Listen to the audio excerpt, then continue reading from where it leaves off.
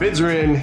The gavel has dropped. Ladies and gentlemen, here at WineBid, we are finally hammered. That's right. This is WineBid's podcast dedicated to all things wine value, wine auctions, wine retail, and just wine. I am, of course, Jeff McGurn. I work here on WineBid's marketing team. With me, as always, is Paul Walker, our resident wine and wine auction expert.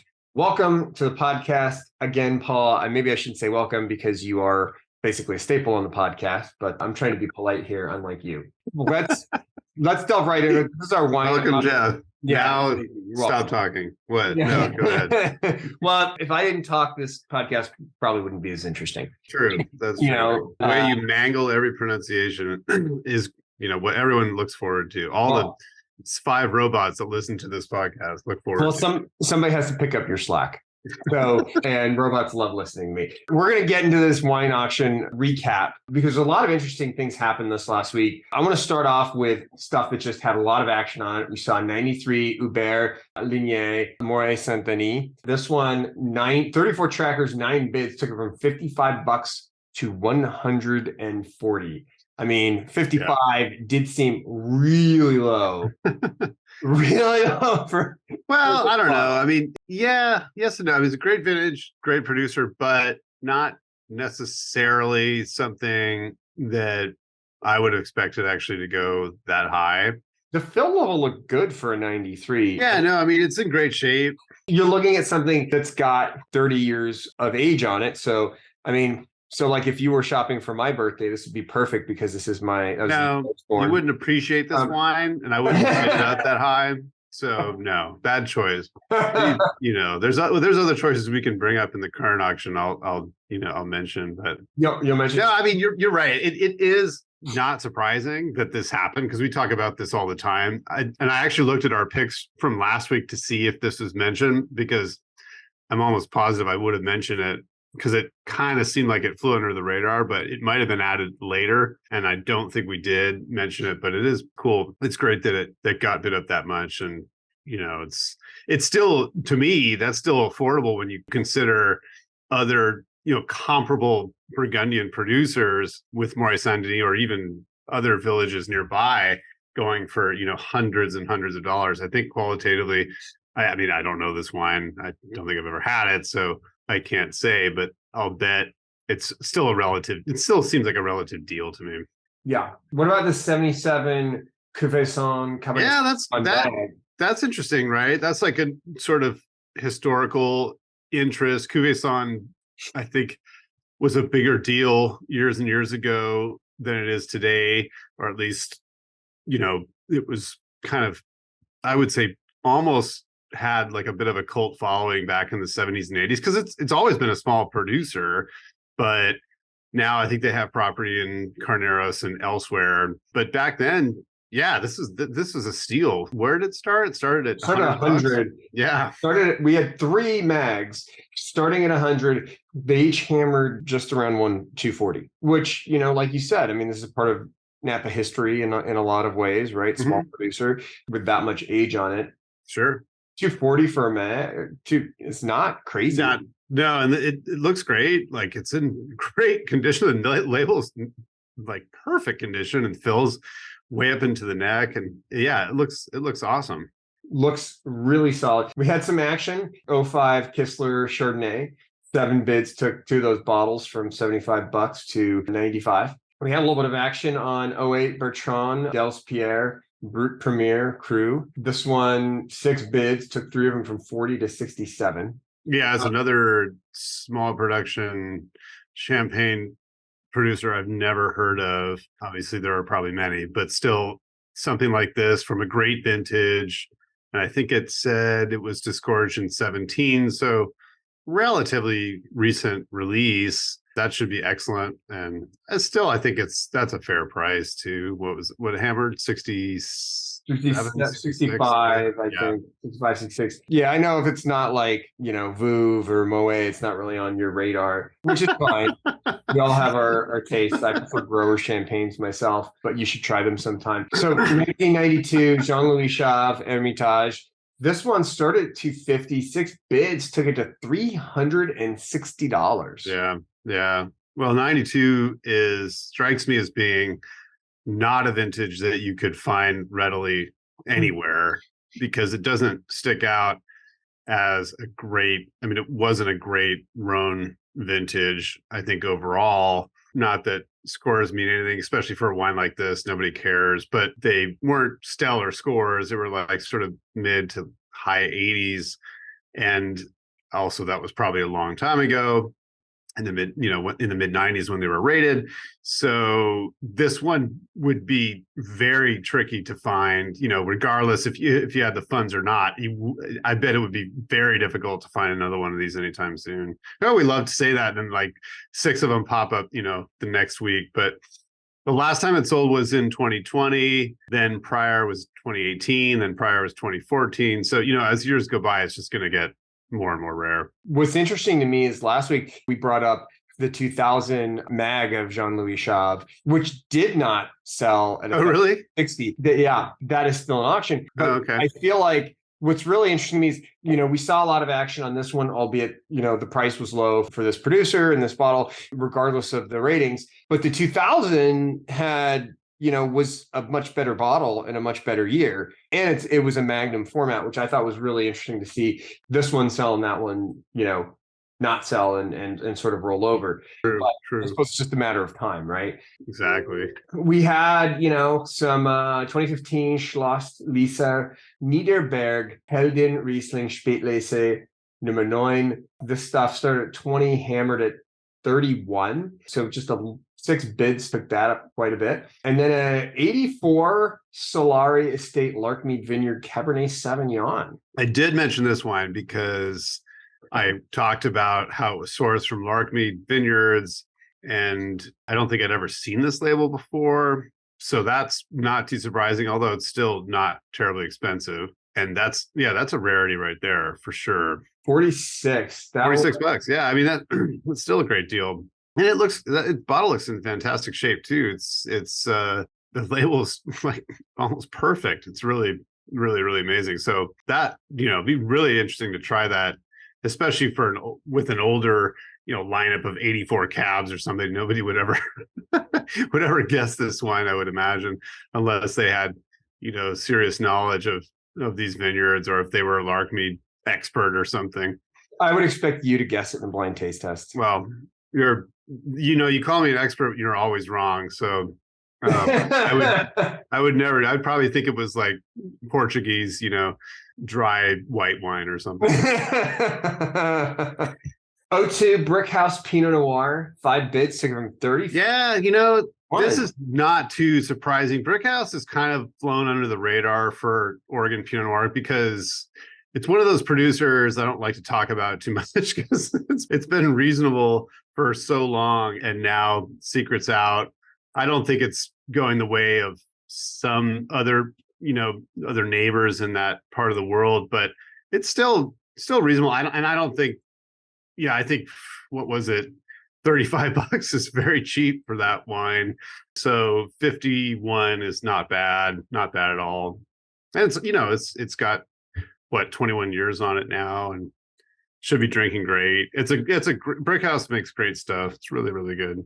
Can we talk for a second about, again, I think this is the finely hammered effect, right? But it was a bottle. Boy, are you going to talk about the mantra? I brought this bottle up, right? So this bottle's hammer price, I take full credit for. I think all of the interest in it was interest that I generated, and I don't think there's anything else that caused this. 1989 Chateau Montrose, which I brought up, 5 bids to go from 385 to hammering at 705.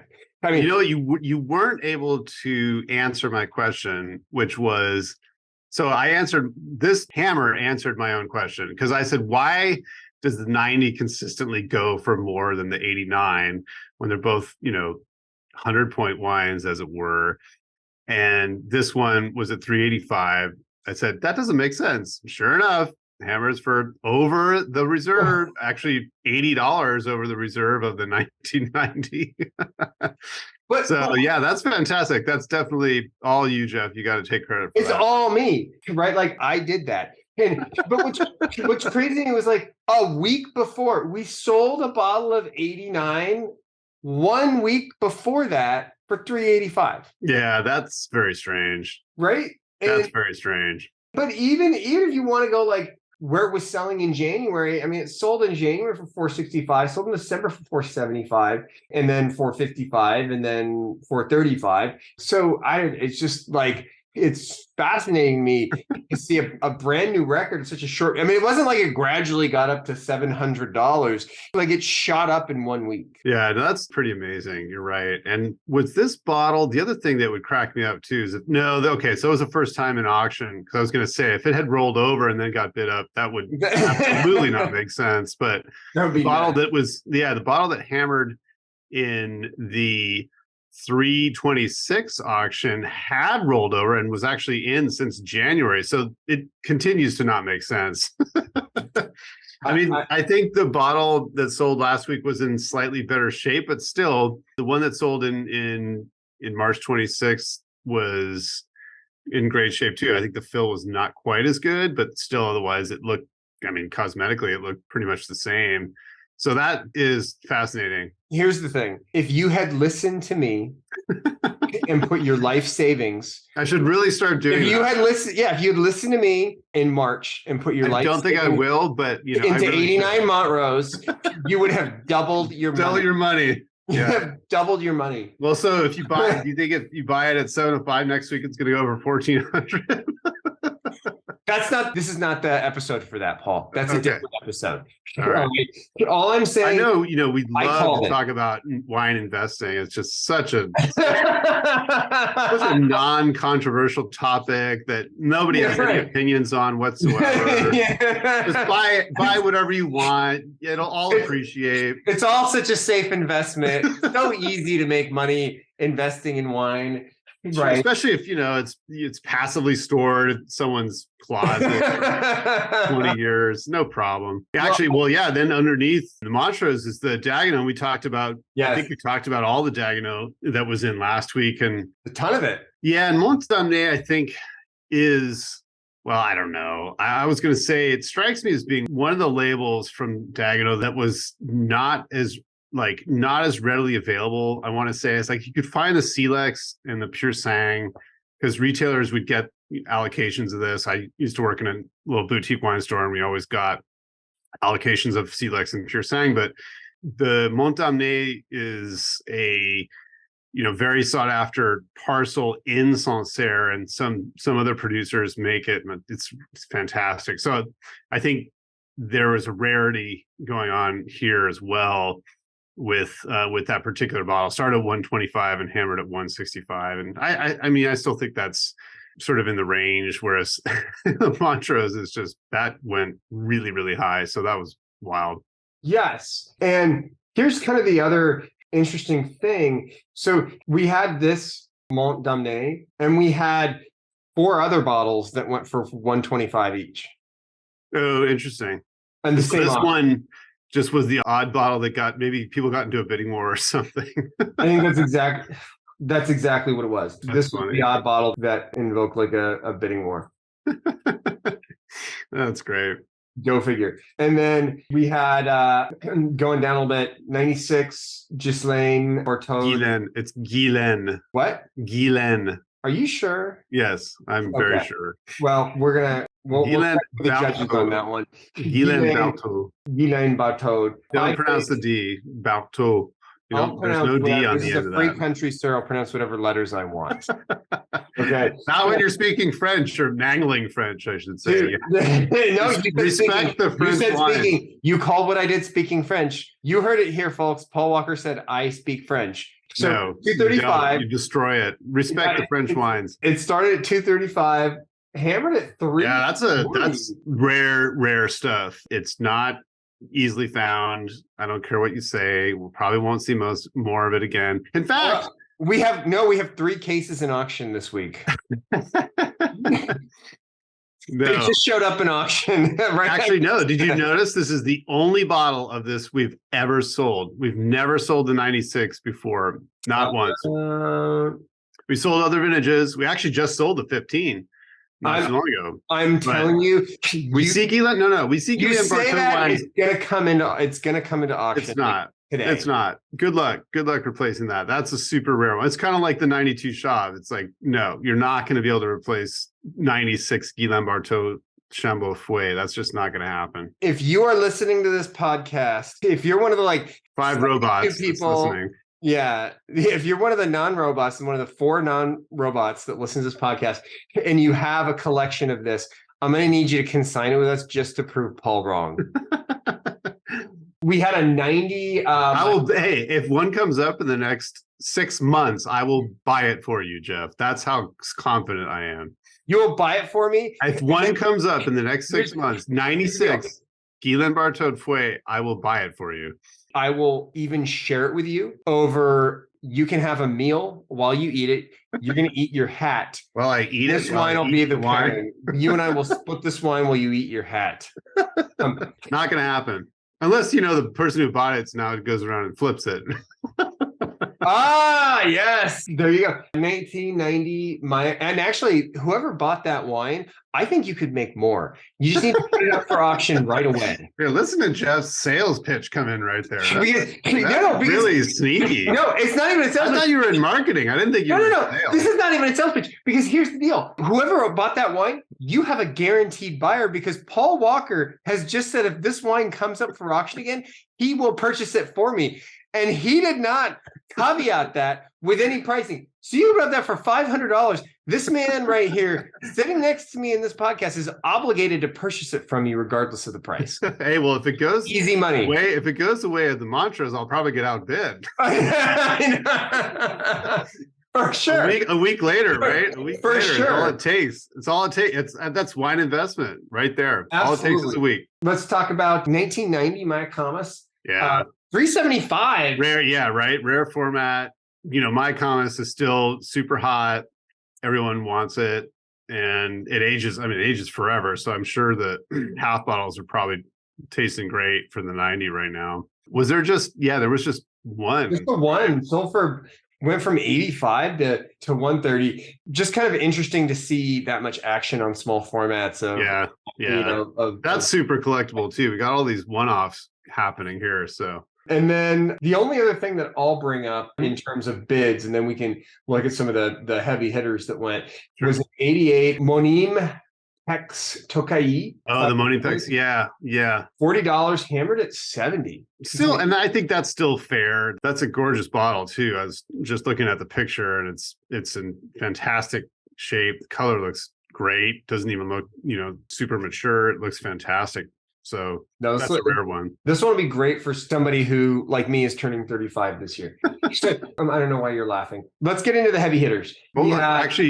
Again, and I want to say this is another, we could call it the finely hammered effect. I think it might be the Jeff effect. There's another case which had nothing going for it other than the fact that I mentioned it on this podcast. I think really? One under the radar, a case of 01 Domaine Romani Conti Latache. The only reason that sold, I think, was clarify. It's a 6-pack. It's like a six-pack case. 6-pack OWC. I think that sold purely because of me. Purely because I mentioned it. I'm sure all those fans of DRC out there are like, is Jeff going to mention this one? I think it's a lot of people who are like, I'd not heard of this wine before. I love Burgundy. This is not something I've heard of before. And I've been looking for a case of Burgundy from 01 in the $25,000 range. Oh boy. Sold for $25,800. We had a 92. Yeah. Speaking of 92s, here's another 92. Like always strikes me as an off vintage in France for the most part. Yeah, 92 Romani Conti got a couple bids hammered at what, 96.45, is that right? 96.45. Yeah. With 2 bids. So seeing a little bit of competition on Romani Conti. 2020 Screaming Eagle. Yeah, another 3-pack is 2020, like in the auction, 7,700, not bad. I think it went for more though the week before, which not too went for more, right? Didn't it? Yeah, it went for over 8, I think, in the week prior. I don't know if it had competitors last week or not because it went 8,060. Actually, there were 1, 2, 3, 4 lots that went for 8,060. It's a week prior, though, not last week. Right. Sorry, not this last week, but the week prior. But you've tasted the 2020 Screaming Eagle, right? No. Oh, I thought you tasted. Okay. We got a 1990 Chateau Mouton Rothschild 5-liter, which, two bids took that from $38.95 to $4,095. Yeah. Yeah, you mentioned that last week, didn't you? I think you did. I might have. It sounds I think you did. Yeah, I'm pretty sure. 90 Mouton is controversial. It's like, well, I'll just say that. It's a great bottle. Let's just say that. Yeah, so you've had the 90 Mouton. Yeah, I've had it. And like I would say there are other 90, even second growth 1990 wines that are better, but 90 Margaux, well, that's first growth. But anyway, let's keep going. It'll take us forever to finish this otherwise. I'll only mention like a couple of others. 16 Petrus hammered at 3,085. Yeah. And then, our perennial favorite, Screaming Eagle Sauvignon Blanc, hammered at the bargain basement price of $3,000. Yeah, for the same price, you could got a 3-pack of 19 Harlan for the price of one bottle of Screaming Eagle Sauvignon Blanc. 3-pack Harlan went for $3,000 also, which or a bottle of 17 Domaine Romanée-Conti Richebourg. Yeah, that's true. Interesting trio of lots there at hammering at 3,000. Or you could have gotten a 3 mags of Comte de Vogue Musigny. It's actually Vogue, but we don't need to get into the technicalities there. So Vogue. Are you Vogueing? From now on, whenever we talk about Vogue, you have to do that. Oh boy. Anytime we say that. Anything else you want to bring up that hammered for a bit? No, I think those were the highlights. There's some 19 Ponceau Clos de la Roche. It looks like at what, 5? Well, they all hammered at 540, I think, which isn't too bad. Oh, for Rousseau Chambertin at 2660. Yeah, and that 01 Silex, the Dagenhau. Speaking of Dagenhau, there were 8 bottles.